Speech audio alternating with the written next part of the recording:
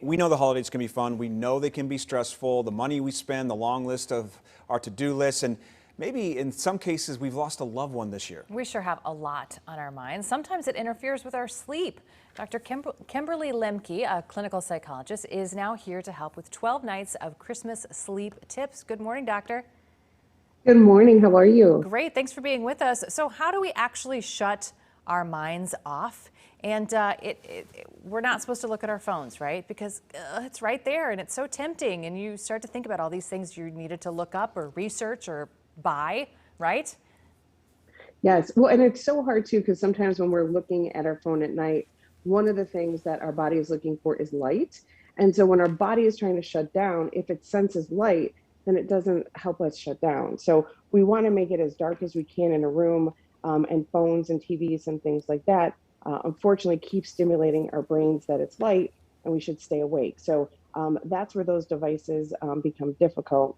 And it's also stimulating. So, if we're looking at things at night that are getting us frustrated or stressed out, it's also hard to shut down our minds. Okay, so I feel like you're talking about my bedroom when you talked about the setting. I've been doing this for a long time, Doc, and I'm very regimented in my routine. But even people like me who go to bed at the same time every single night, we're human, and it's the holidays, and we want to spend time with family and friends, and they like to stay up later than we do. So what do you want people to know about disrupting the routine? Can we do it for a couple of weeks and get back to normal?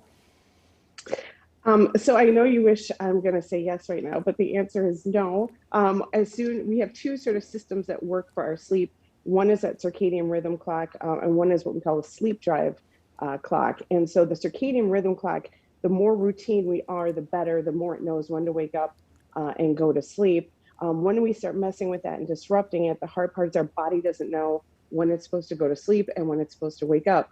And so if we can get into a routine where we're going to sleep at the same time, even calming our mind at night, I always tell people, don't tell your brain what not to think about. So if I say, don't think about a cow, stop thinking about a cow.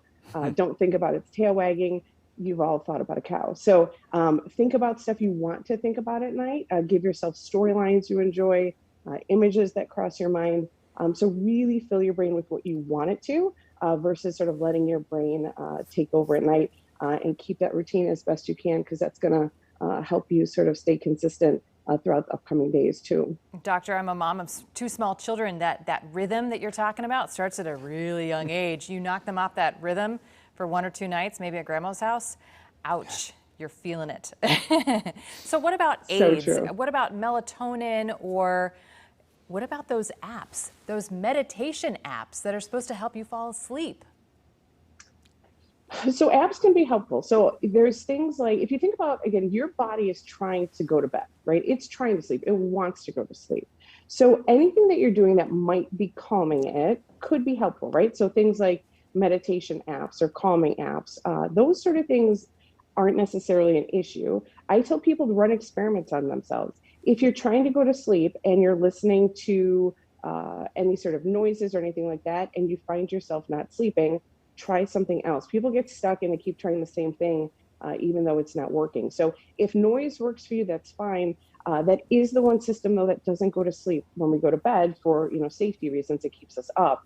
So just make sure whatever you're listening to isn't switching gears in the middle of the night, because then your body's going to wake up because it hears something different. So make sure whatever you're sort of feeding your brain in the middle of the night, if you will, is not in any way going to sort of spark your brain to think it has to get up and become alert. I'll throw my own 2 cents in. Do not check your work emails at least 2 hours before bed, because that'll get the mind going in places you don't want it to go. Dr. Kimberly Lemke, some great advice this morning. Thanks so much for your time. Thanks for having me.